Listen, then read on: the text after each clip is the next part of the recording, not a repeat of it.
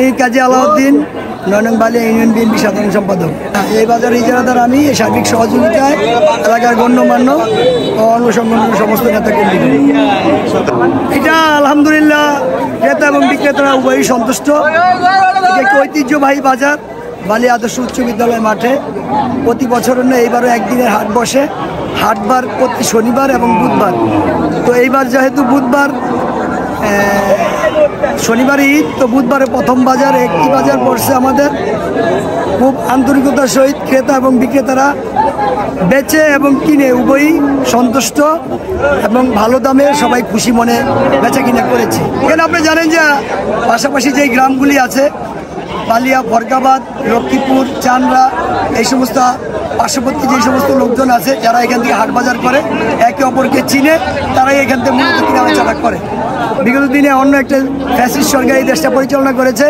আমরা লাভের দিকে না চেয়ে সবাই এলাকাবাসী তাদের জন্য ন্যূনতম একটা হাসিলে যেন নিতে পারে, গরু পশু ক্রয় করতে পারে, সেই ব্যবস্থা আমরা করেছি। আমরা লাভের দিকে চাইনি। থেকে 1000 এবং বিক্রেতা থেকে 1000 টাকা আমরা আদায় করেছি। এটা সবাই সন্তুষ্ট এই হাসিলে।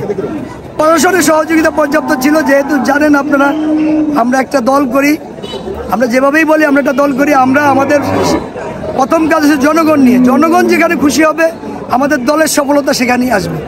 না, কোনো ধরনের চাঁদাবাজি নাই। আমরা এখানে সমস্ত নেতাকর্মী যারা আছে সমস্ত অন্য সংগঠনে সবাই আপনি দেখতে পাচ্ছেন।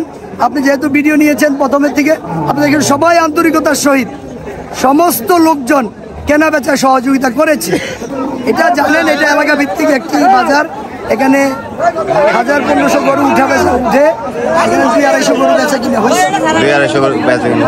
250 মন হবে আর কি। 5টা। কয়টা বিক্রি হয়েছে? একটা বিক্রি করছে। কেমন লাভে আছেন কিনা? চালান ধরে ছাড়ছে আর কি। চালান ধরে ছাড়ছেন। এবার কি আশা করতেছেন? গরুর দাম কেমন আছে? মোটামুটি, অত বেশিও না, অত কমও না। তবে লাভ করতে পারবেন বলে আশা করেন?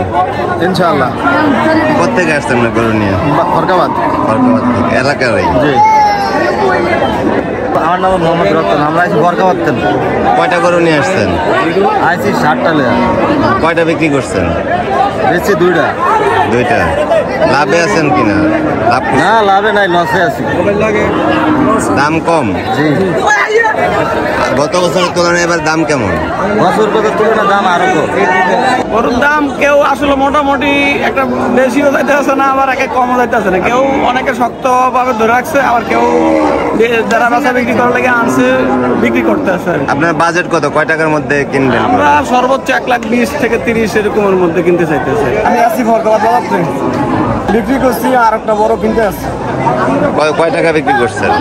একটা বেশি 1,14,000 আর আমরা একটা কিনবো 2 লাখের মধ্যে কোরবানির জন্য। আচ্ছা। ক্রেতার কাছ থেকে 1000 নিচ্ছে, বিক্রেতার কাছ থেকে 1000 নিচ্ছে। বিগত দিনে আরো বেশি নিচ্ছে ওরা গরুতে? হ্যাঁ, গরু। আর ছাগল? ছাগলও হলো 500 টাকা। সম্মানিত ক্রেতা এবং বিক্রেতা ভাই বোনদের জন্য রয়েছে দৃষ্টি আকর্ষণ করতে। রাত 2টা পর্যন্ত আমাদের গরু বেচা কিনা চলছে এবং চলবে। প্রান্ত থেকে যারা আসছেন তাদের থাকা খাওয়ার সুব্যবস্থা আছে আমাদের বাজার কমিটির পক্ষ থেকে। তাই টেনশন করবেন না, রাত 2টা পর্যন্ত আমাদের গরু বেচা কিনা চলবে ইনশাল্লাহ। আমরা আছি এই মুহূর্তে বালিয়ার গরুর বাজারে। এই বাজারে মোটামুটি 300 থেকে 400 মতো গরু উঠেছে। এখন পর্যন্ত 250 গরু বিক্রি হয়ে গিয়েছে। তো কর্তৃপক্ষ ধারণা করছে যে এখানে প্রায় 500-600 গরুর মতো বিক্রি হবে। তো অন্যান্য বাজারের তুলনায় এই বাজারে হাসিল অনেক কম। আমরা দেখেছি যে প্রতি গরু এবং গরুতে 1000 টাকা এবং ছাগলে 500 টাকা করে ওরা হাসিল করতেছে। তো ওভারঅল পরিস্থিতি অনেকটা ভালো এখানকার। তো বৃষ্টির কারণে একটু কাদা হয়ে গিয়েছে।